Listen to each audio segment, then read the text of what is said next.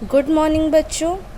आज हम अनुच्छेद पढ़ने जा रहे हैं जिसका विषय है किसान। हमारे देश का किसान हमारे लिए वरदान है। वह हमारे लिए अनाज तथा शाक सब्जी पैदा करता है। किसान गांव में रहता है। हमारे देश के अधिकतर किसान गरीब हैं। उनके घर छोटे छोटे और कच्चे होते हैं। वे गाय, बैल, भैंस आदि जानवर पालते हैं। किसान अपने बच्चों को गांव की पाठशाला में पढ़ाता है। किसान बड़े सवेरे उठकर जानवरों को चारा खिलाता है। सूर्योदय से पहले ही वह हल बैल लेकर खेत में पहुंच जाता है। कई किसान आधुनिक उपकरण भी रखते हैं। किसान बड़ी खुशी से सभी त्योहार मनाता है। वह भगवान की पूजा एवं कीर्तन भी पूरी श्रद्धा से करता है। ढोलक तथा मंजीरा बजाकर वह इसका आनंद लेता है। किसान धरती का सच्चा सपूत और हमारा अन्नदाता भी है। बच्चों, किसान के बारे में हम जानते हैं कि किसान के वजह से ही हमें आज अनाज मिल जाता है। किसान यदि न रहे तो हमारे पास खाने को अनाज न होगा। इसी वजह से हमें किसान का सम्मान करना चाहिए और खेती की बाड़ी के बारे में भी जानकारी हासिल करनी चाहिए। बच्चों, ये था हमारा अनुच्छेद किसान पर। इसके बाद हम एक और अनुच्छेद देखेंगे जो कि गर्मी के छुट्टी के ऊपर है। इन दोनों अनुच्छेदों को आपको अपने कॉपी में लिखना है। गर्मी की छुट्टियाँ मई से शुरू होकर जून तक चलती है। गर्मी की छुट्टियों के दौरान बच्चे तरह तरह के खेल खेलकर अपना समय व्यतीत करते हैं। अक्सर लोग गर्मी की छुट्टियों में अपने परिवार के साथ घूमने जाते हैं।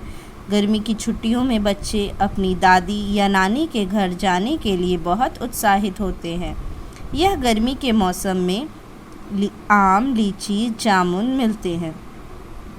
बच्चे अपने माता पिता के साथ भारत के कुछ प्रसिद्ध शहरों और ऐतिहासिक स्थानों की यात्रा भी करते हैं। बच्चे अपने परिवार के साथ हिल स्टेशन, रिजॉर्ट और धार्मिक स्थलों पर घूमने जाते हैं। गर्मी की छुट्टियों के दौरान बच्चे बहुत खुश और आनंदित महसूस करते हैं। बच्चों, इन दोनों अनुच्छेदों को आपको अपनी कॉपी में लिखना है और उसे याद करना है। ये आपके परीक्षा के लिए बहुत ही ज़्यादा उपयोगी है। यदि आप चाहें तो अपनी भाषा में भी अनुच्छेद लिखकर याद कर सकते हैं, किंतु मेरे द्वारा दिए गए अनुच्छेदों को आप अपनी कॉपी में ज़रूर लिखेंगे। छुट्टी ख़त्म होने के बाद आपकी कॉपीज़ चेक की जाएंगी।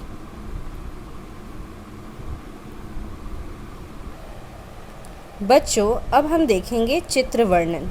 चित्र वर्णन जिसे पिक्चर डिस्क्रिप्शन भी कहा जाता है। जो चित्र दिए गए हैं उसे ध्यान से देखकर उसके विषय में लिखना होता है। जैसे आप एक तस्वीर या कहले चित्र देख पा रहे हैं जिसमें शेर है, सर्कस मास्टर है, जोकर है, हाथी है और ये करतब दिखा रहे हैं। इसी से मिलता जुलता आपको लिखना पड़ेगा। जैसे यह एक सर्कस का दृश्य है। यहाँ हाथी अपना करतब दिखा रहा है। वह साइकिल चला रहा है। रिंग मास्टर चाबुक लिए खड़ा है। शेर रिंग मास्टर के इशारों पर नाच रहा है। जोकर सभी को हंसा रहा है। भालू भी नाच दिखा रहा है।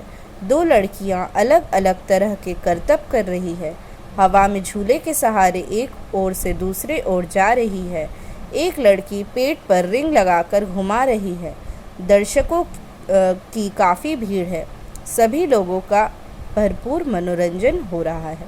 इसी प्रकार से आपको तस्वीर देखकर उत्तर लिखना है, अर्थात चित्र को वर्णन करना है। चित्र वर्णन ही इसे कहते हैं। जैसे यहाँ पे एक पुस्तकालय को अंग्रेजी में लाइब्रेरी कहते हैं।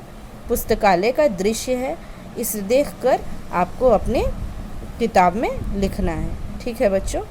पहला कार्य आपको यह करना है कि सर्कस, जो सर्कस का पिक्चर दिया है, चित्र दिया है और इसके बारे में लिखा है, ये आपको अपनी कॉपी में लिखना है।